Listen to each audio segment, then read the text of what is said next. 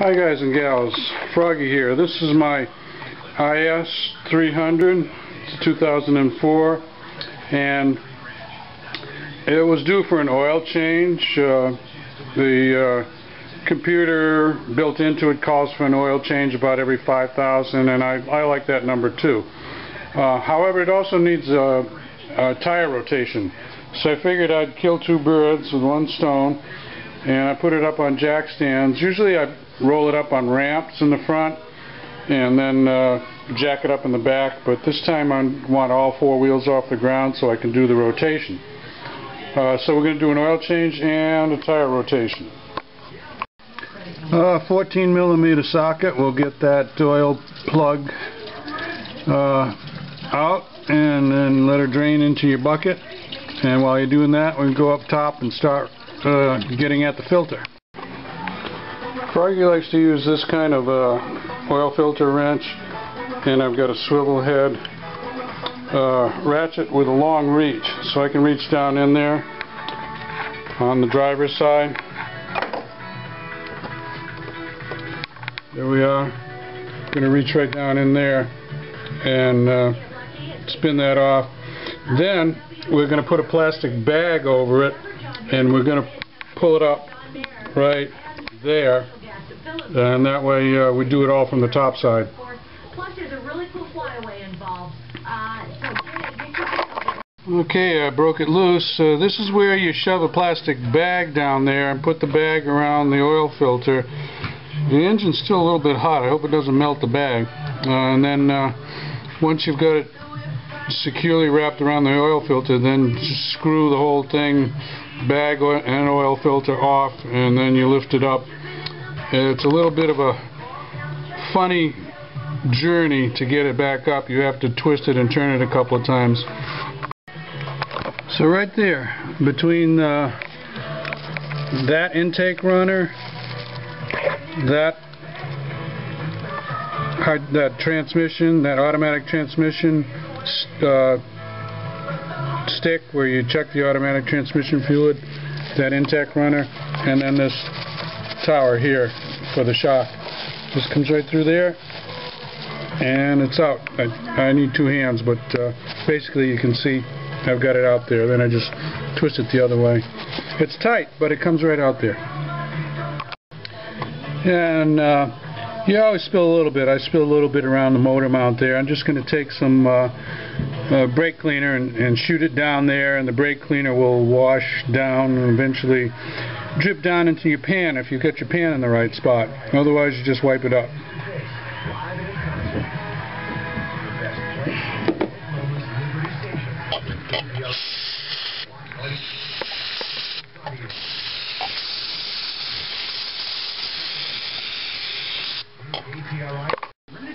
Now you've got to fish your plug, your oil drain plug out. I use this little magnet, make it easy. There it is.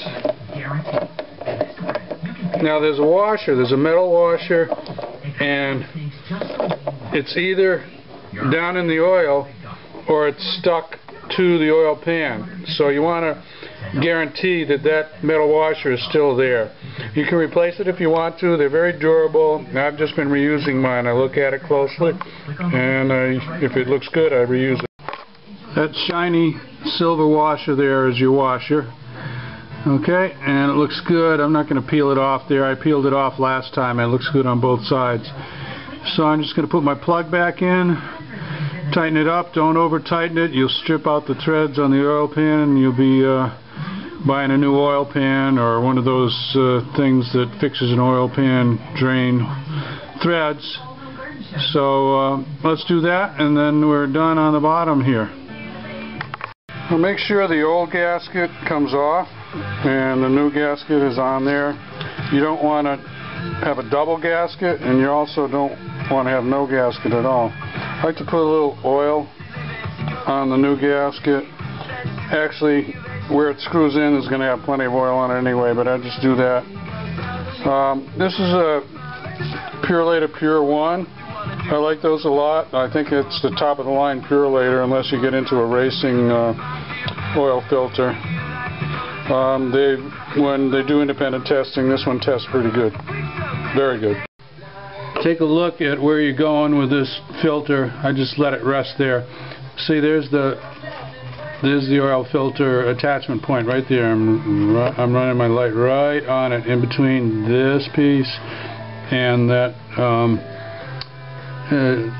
steel rod there. Right there. You can just see the curve of it there. So look at it, because you're going to be doing this blind.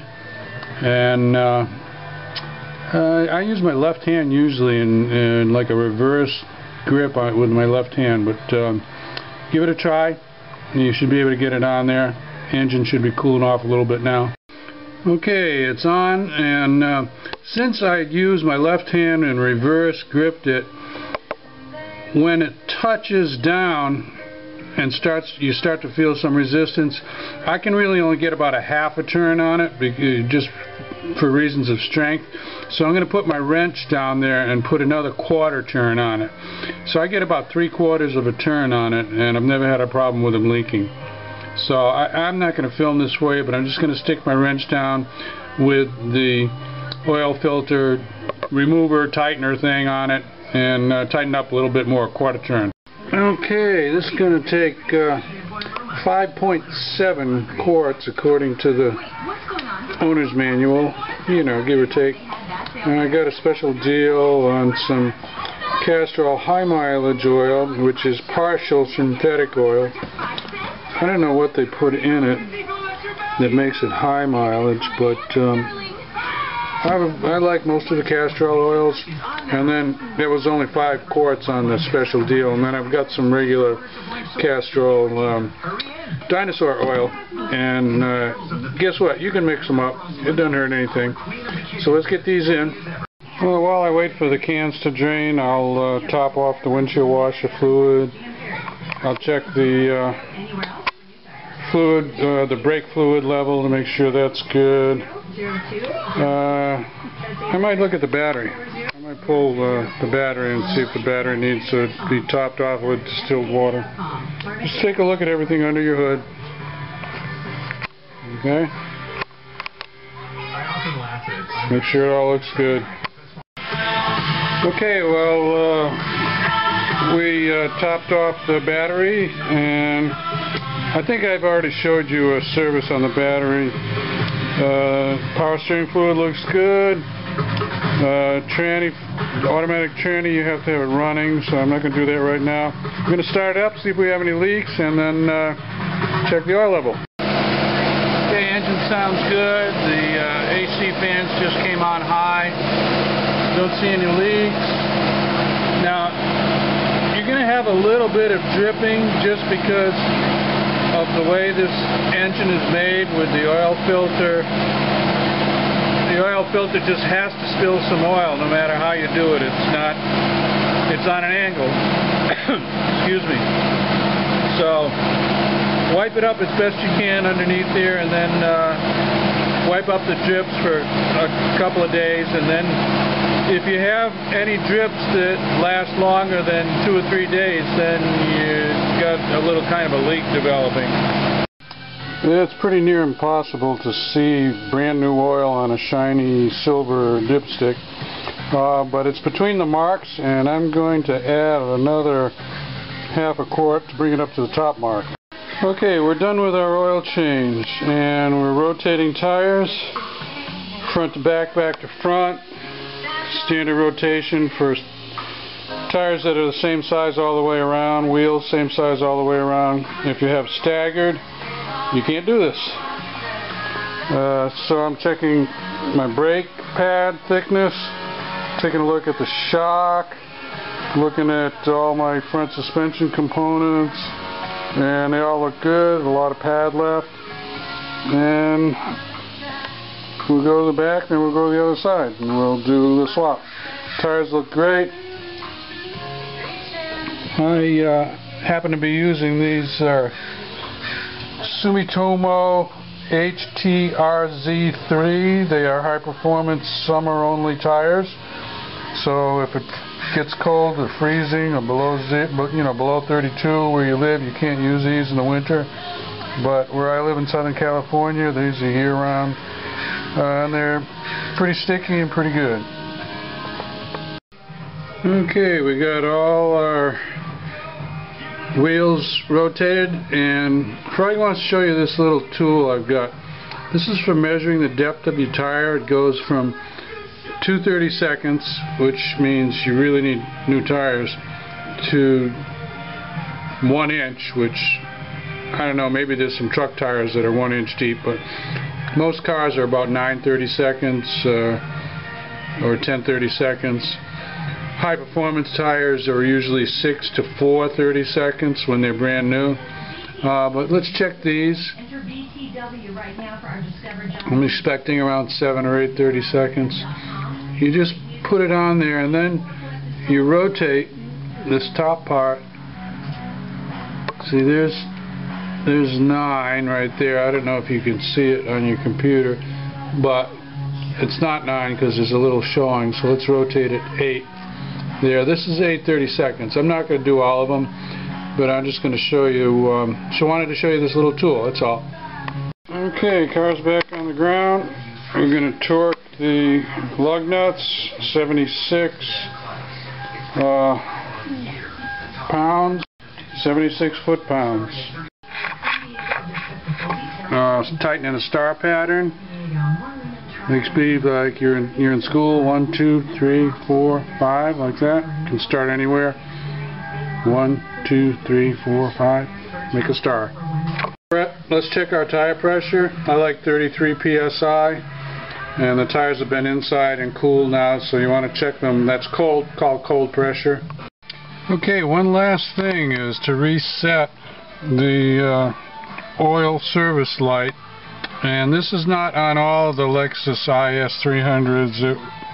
It's on 2004 and 2005, I believe, this procedure would work.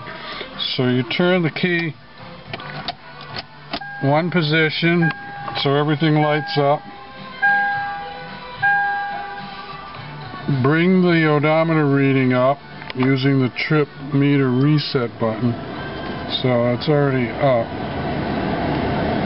Let's cycle through that.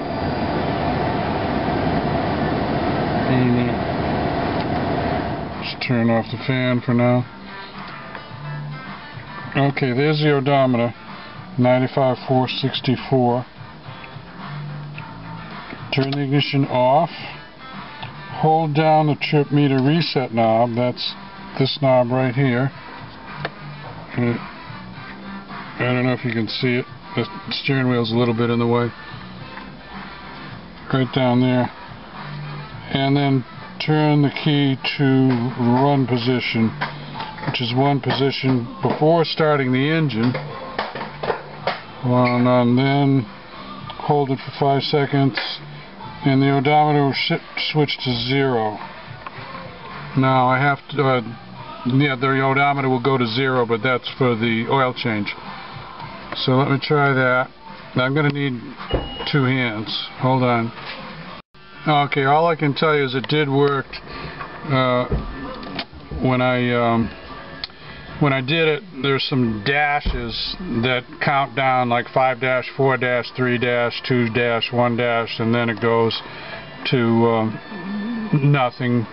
I'll start it up and see if the maintenance light goes off, and the maintenance light does go off. So that works. So that's about the whole thing. I have done an oil change for you before on this one, but I wanted to show you this oil change with a tire rotation, because I think it's smart to do a tire rotation at each oil change. 5,000 miles, that's a pretty good interval for tire rotations. If you have any questions, put them up there in the comments. This helps you out. Give me a thumbs up or a like, and if you want more from Froggy, subscribe to the channel. Just hit the subscribe button. See you later. Froggy out. Bye-bye.